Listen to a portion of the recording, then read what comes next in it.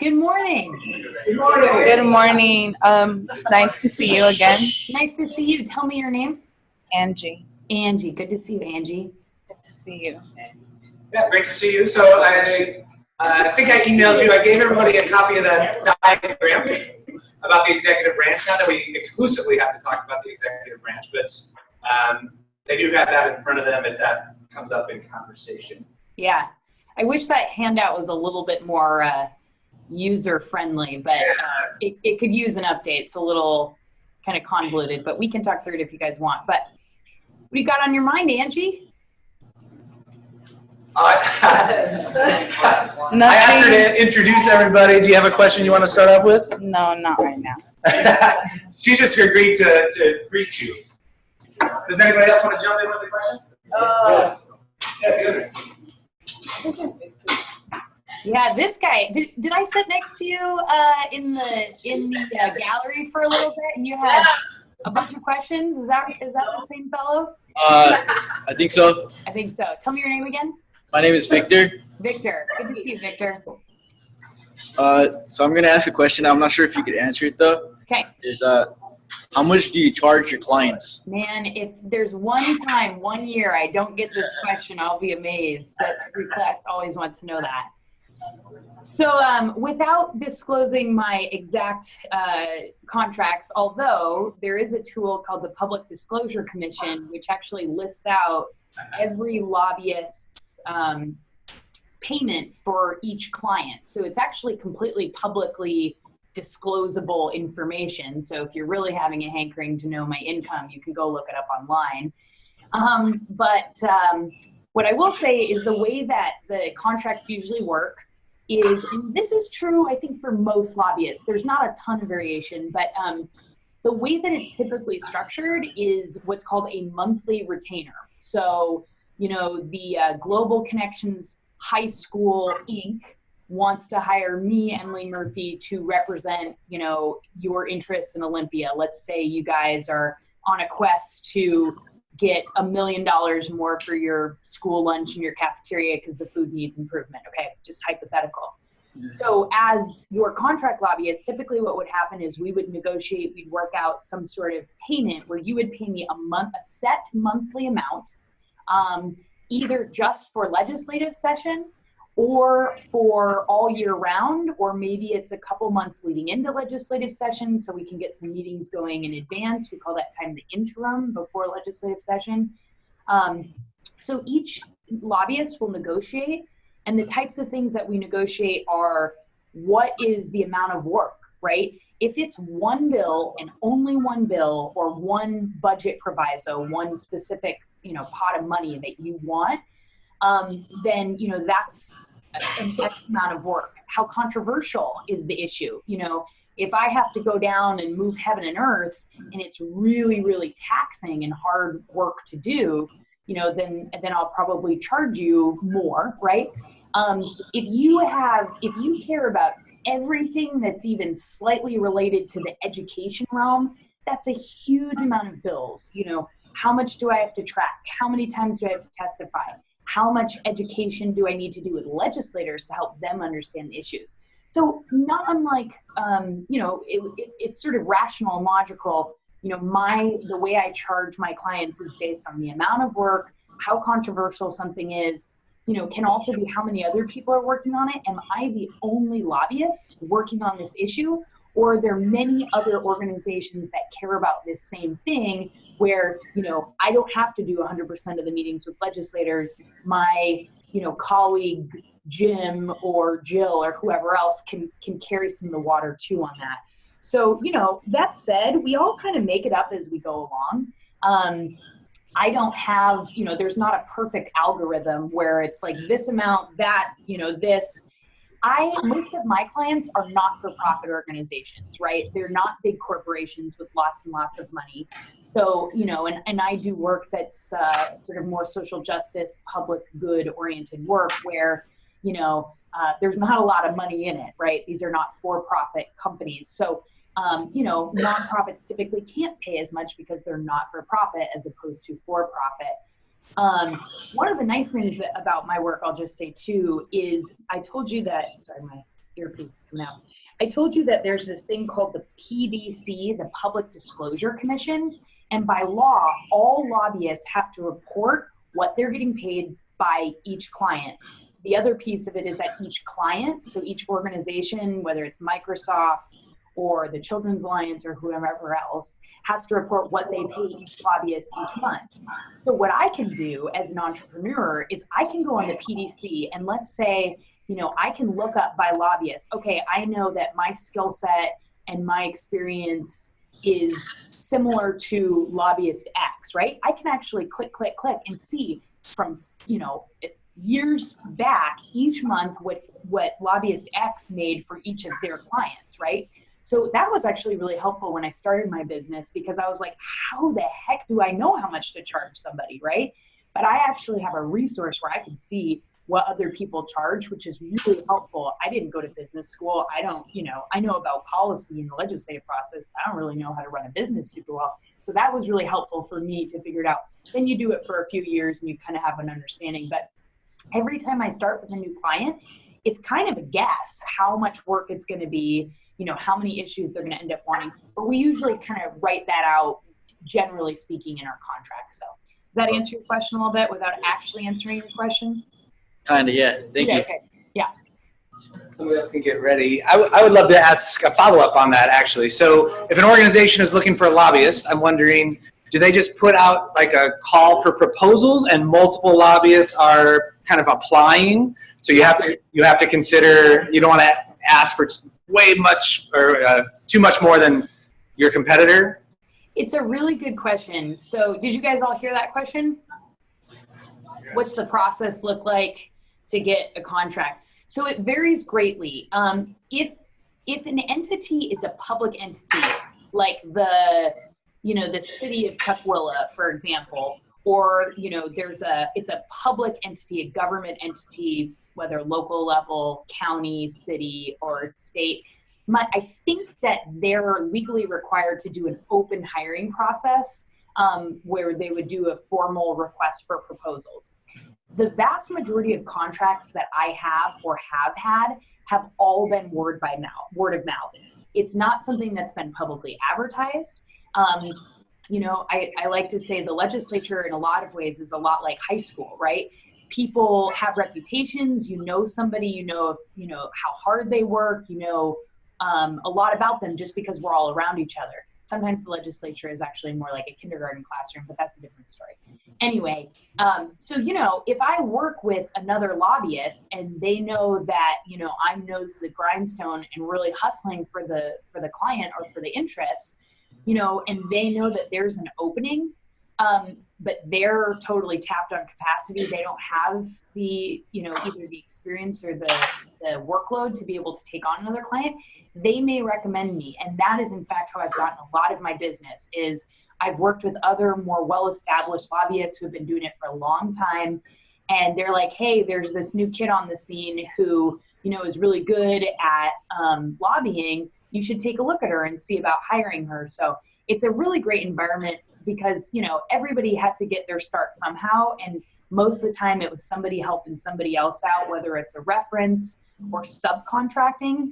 So that's another way that I've gotten a lot of my business and other lobbyists will. So let's say, you know, Victor is a super well-established lobbyist. He's got Microsoft, he's got Boeing, he's got, you know, you name it, right? But he doesn't have any more capacity to take on another client just himself. Well, he might hire Angie. He's like, Angie's super smart. She knows her stuff. She's great. Angie, I will pay you X amount a month and you can work on this particular issue for Microsoft. Or, you know, I need you, Angie, I know you have really good relationships with Democrats. I need you to be sort of the Democrat whisperer on these issues because my relationships are more with Republicans. So that's another way that could work, subcontracting. 10 seconds worth of your audio cut out, but now it's back. So okay. Does that make sense, that example about subcontracting? yeah. Yes. Yeah, it's just sort of a division of labor and yeah, so it's a great community down here because a lot of people, I don't know if you caught this, but like, you know, everybody had to have their come up somehow. And it's a lot of people who, you know, are well established, helping up the next generation of folks. And so I'm very grateful to have been a recipient of a lot of that mentorship.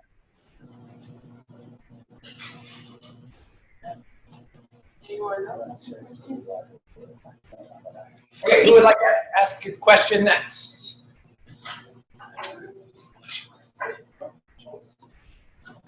Ready? Were you gonna ask a question? No? Don't be shy, y'all. Who wants to ask next? Can I ask you guys a quick question? Yeah. What were some of your highlights from coming down to the Capitol? Yeah. Food.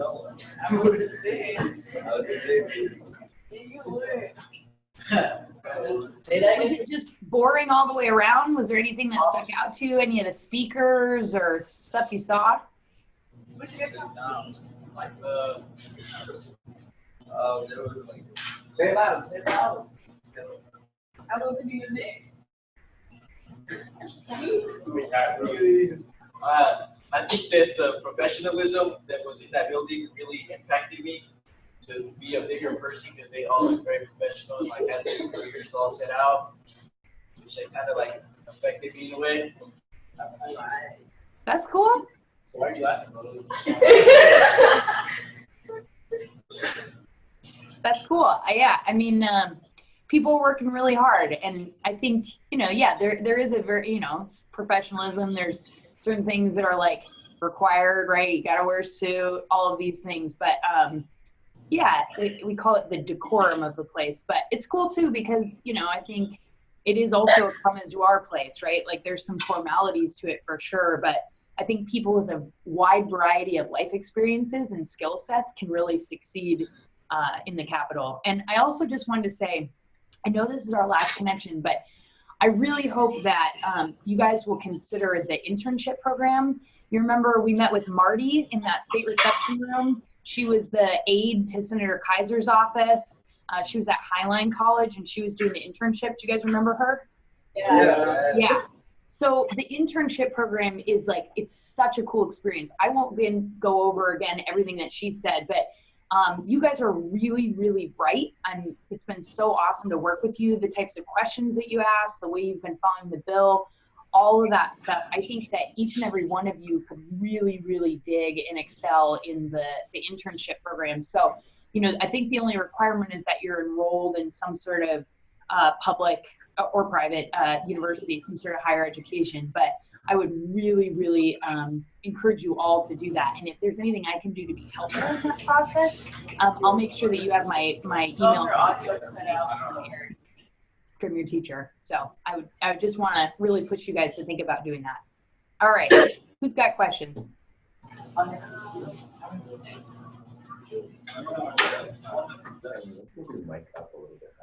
Okay.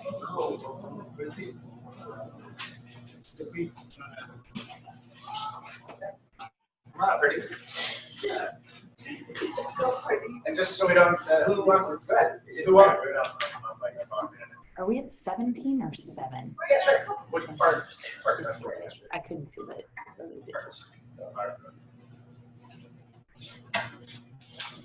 Hello. Hello. So my question is like, what if the bill that we were talking about down there, if it becomes a law, which parts in the executive are going to be involved? That is a great question. And, you know, I would have to look over the bill a little bit. The bill language itself should specify that, but, you know, there's some entity, and I think for the GET, the Guaranteed Education Tuition Program, there's a committee that helps implement that oversees the different financial aspects of it. So I'm pretty sure that it is mostly administered by the GET, the Guaranteed Education Tuition Program Committee. But I think that this bill will also have, you know, there's other implications, right? There's the State Investment Board, which is the entity that basically is in charge of investing the funds to, you know, grow those funds and to get to get the benefits of those investments, the dividends. And so I'm sure the state investment board will have some implications as well. Okay. Thank you. Yeah. So you guys have been talking about the governor's office, is that right? The governor, the executive? Say that again. What was that? Can you hear me okay? Yeah, I just missed it, I think. Sorry. You guys have been talking about the governor's office, is that right? The executive branch a little bit? Talking about the executive branch, so we're trying to, so we're doing a mix. So we actually talking about the federal level quite a bit, and then this as an opportunity to then talk about the state level too. Yeah. So, yeah. So have you guys gone over like the 3 branches of government? Yeah. What are the 3 branches of government? Judicial, executive, and legislative. Yes, that's awesome. And so you guys know the stuff you've been learning about the federal level, right? The state has the same structure. It's the same big 3, legislative, judicial, and executive, that exists at the federal level also exists at the state level. So what's the executive at the federal level? Who is that? President. The President, exactly. Who is the executive at the state level? The governor. The governor, exactly. So then we have the judicial, right? There is a Supreme Court of the United States. There is also the Washington State Supreme Court. Legislative, right? At the federal level, what's the legislative branch called?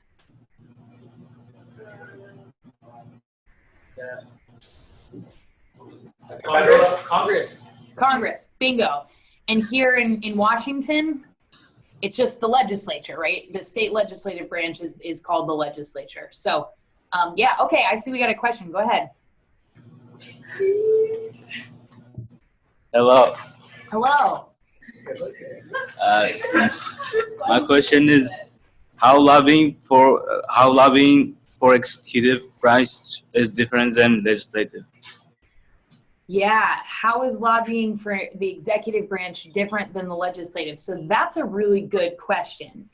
So, so is your question like, if you are lobbying to get a change within the legislature versus like lobbying to change something within the executive branch? Is that right? Yeah. Yeah, that's a great question. So, well, let's see how to answer that. So I think within the executive branch, and you guys have that diagram that your teacher printed out? Yes. Yeah. So if you take a look at that, and I'm just going to bring that up as well, what you will see is the executive branch is actually quite large, and it has a bunch of different agencies. So, you know, if you look straight down the middle, executive branch, governor, office of the governor, and then all of the rest of those departments underneath, where it says environment and natural resources, general government, transportation, health and human services, education, right? And then there's all of those agencies led by governor appointed executives, right? You could think of it as sort of like the structure maybe even of your school, right? You have a superintendent at the district level, you have school board members, then within the building you have the principal, right? And then you have individual teachers, and maybe you have some professional staff like paraeducators or folks that come into the classroom, right? So there's a division there from the top. So I think, you know, the first question is, it depends on kind of what you want to change, right?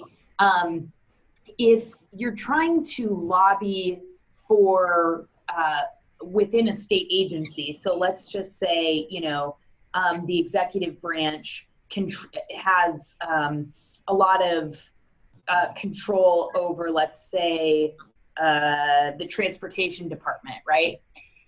Yet those laws are also still of the purview of the state legislature, right?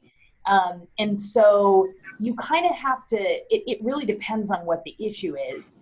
One of the types of advocacy, we'll call it, right? Lobbying is another term for advocacy, is through, it's what we call administrative lobbying. So, you know, let's say that, I'm trying to think of a good example. I'll give you a real example of something that I work on, right? So I do a lot on early learning, right? There's a program that all low-income kids, or most low-income kids in Washington State for 3 and 4-year-olds, if their income is eligible, if their family's income eligible, they can get high-quality preschool or early learning. And so my client, wants certain things from that program. We want to expand eligibility so more low-income kids could have it, and so on and so forth. Now, one way that we do our advocacy is through the state legislature. So we say, we want kids that have a little bit higher income but are still pretty poor to be able to access the program. So we're going to lobby the legislature for, let's say, $20 million more dollars so that many more 3 and 4-year-olds can have access to the program, okay? Now, there is a department, the Department of Early Learning, which is now the Department of Children, Youth, and Families, who actually implements, right? They're the ones that implement the program, right? Your little brother, little sister wants to get preschool. You interface not with the legislature, right? Your family is interfacing with the Department of Children, Youth, and Families, or the Department of Early Learning. So we also do what's called administrative advocacy with those departments to say, for example, we think your program is not being culturally and linguistically responsible enough. We want to make sure that there's more, let's say, Somali-speaking preschool teachers, right? So that the teachers are reflecting. Sorry, okay, it's back again. But your audio cut out for the last 10 seconds. Oh, thank you. So I was saying, maybe my client wants to make sure that the educators, the preschool teachers in the classroom are more reflective of the diversity of the kids in the class. So we really want to make sure that there is a preschool teacher who speaks Spanish, a preschool teacher who's, it's from the Somali community, or fill in the blank. So, we could try to make a law that says every ECAP classroom, every preschool classroom that is administered by the state has to have a Spanish teacher in it. That could be one way of doing it, and there'd be pros and cons to doing it. The other way of doing it is through this administrative advocacy, where it's not necessarily the formal legislative process, but we go to the Department of Early Learning or the Department of Children, Youth, and Families. We do some grassroots organizing, we talk with families, and we say, it's really important to the community that the educators, the preschool teachers, represent the community, and we make our case through that channel to do that. And each of the different departments have to make, it's called rulemaking, where if there's a particular policy that's passed, the legislature will give them a lot of guidance and say you have to do this, this, and this, but they don't use, the legislative process usually leaves some wiggle room for each of the departments that administer different programs to sort of flesh out some of those details, such as, what are the requirements for the different classrooms? And so the agencies themselves can kind of flesh out those details. So that would be one example of sort of more of an executive or non-legislative advocacy. And, some of the things are very specific that they have to be done through the legislative process.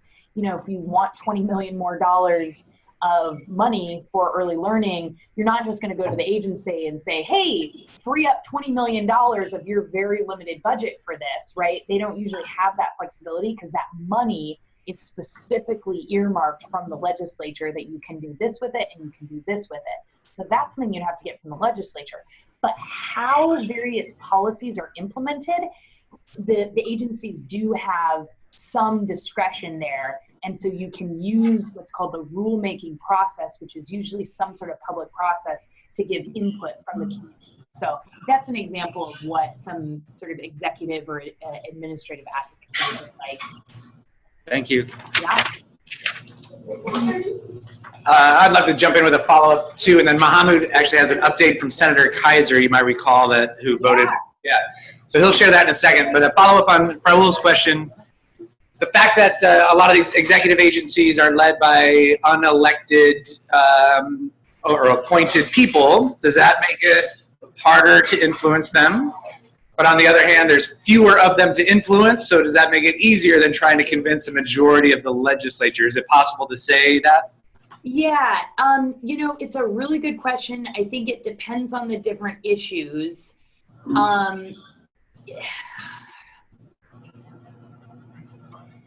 A lot of different organizations or causes will have different access points to those state agencies. So, for example, there is a group called the WSA, the Washington Student Association. I might have mentioned them before, but each of the different four-year institutions, so like WSU, UW, Eastern Washington University, they have a member, one student that's on the Washington Student Association. It's often like the class president, and because that group is really active, they're often working with the State Board of Education or the WASAC, the Washington Student Achievement Council, which does a lot of administering of higher education programs, from financial aid to other resources. So that group of students is really, it's a formal organization, and they're constantly interfacing with the agencies, with the entities that administer the programs that they depend on, like financial aid.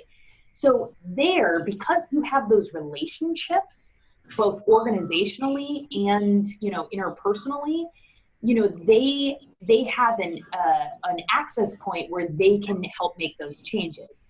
So in that way, creates some ease, or makes it easier to help at least have a conversation about changes that they want to see. There are some things that just have to be done through the legislative process, right? That creating a whole new law. So I think it kind of depends on the issue. What's interesting is that there is multiple ways of being able to influence changing policy, right? Both through administrative and executive channels, as well as the legislative process. Awesome. Thank you. Hello. Hello. And Senator Karen Kaiser responded back to my question of why she voted no to the bill. Yeah. And she said it says, Senator Kaiser has indicated that the primary reason that she didn't support the Senate Bill 6087 was because it changed the tuition benefit from one that guarantees a certain benefit amount into one that only controlled the contribution amount. Her feeling was that knowing how much you can count on for your tuition expense is much more assuring than the outcome of a defined contribution plan, which has fluctuated benefit outcomes. Wow, that's a lot of technical words, only some of which I understand. Yeah. So in case people in the back couldn't hear Mohammed, I think the main point there was that she wanted people to know that they were going to get a certain value for their investment. She was worried that they might lose money, which if they're invested in the stock market, it's possible you're taking risk that you might actually try to save and you end up in a worse position than when you started. Yeah, totally. I mean, I think that makes sense. The bill that we all chose, you guys chose this year, is a pretty technical bill, and I wouldn't even claim to understand a lot of it. You remember when Representative Drew Hansen, who was the first guy, the bald guy that came by, he was like, most of my colleagues don't even understand this bill because it's so complicated. Well, that's real. And as her answer to you would indicate, it's pretty complicated stuff. But I think that what I take from that email, without understanding every single word, is that, it's very complicated financial stuff.